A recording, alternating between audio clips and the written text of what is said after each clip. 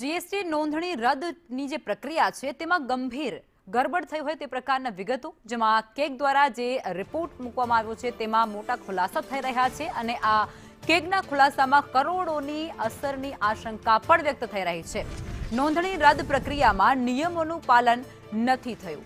સરકારને આવકમાં નુકસાન થવાની પણ શક્યતા રહેલી છે. કેગે 35 કેસોનું પરીક્ષણ કર્યું છે. 11 કેસમાં નિયમ મુજબ નોંધણી રદ નથી કરવામાં આવી. નોંધણી રદ કરવા માટે અરજી આપવાની હોય છે અને અરજી તારીખ પહેલાની નોંધણી રદ થઈ છે.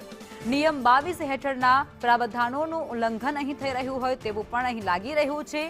વિભાગીય કાર્યક્ષમતા સામે પણ કેગના પ્રશ્ન છે અને આ જ મુદ્દે સંવાદદાતા નિર્મલ દવે અમારી સાથે લાઈવ જોડાઈ ચૂક્યા છે. નિર્મલ, આ મુદ્દાને લઈને શું વિગતો અને કઈ પ્રકારની આશંકા અત્યારે વ્યક્ત થઈ રહી છે? કઈ પ્રકારના કેગના રિપોર્ટમાં ખુલાસા થયા છે?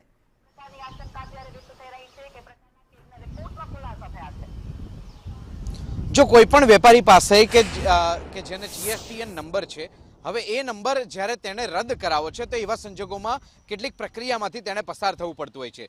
જ્યારે એ વ્યક્તિ પોતાની નોંધણી રદ કરાવવા માટે અરજી કરે છે તો અરજી બાદના 15 દિવસથી 30 દિવસ સુધીમાં તેનું અરજીને માન્ય રાખી અને નોંધણી રદ થતી હોય છે.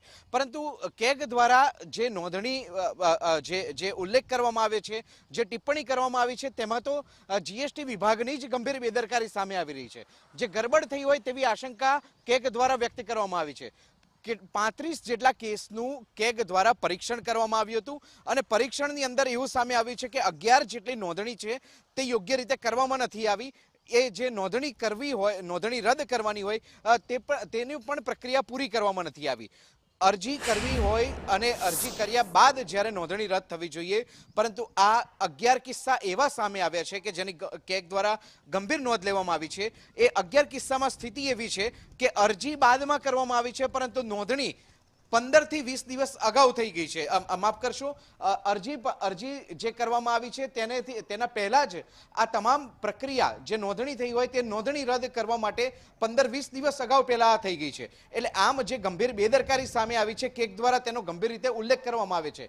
કેગની ગંભીર ટકોર છે કે નિયમોનું યોગ્ય રીતે પાલન નથી કરવામાં આવતું. કલમ 22 છે તેનું ઉલ્લંઘન કરવામાં આવ્યું છે. વિભાગની કાર્યક્ષમતા સામે પણ કેગ દ્વારા સવાલ ઉભા કરવામાં આવ્યા છે. બિલકુલ, આભાર નિર્મલ, આપ જોડાયા તે બદલ.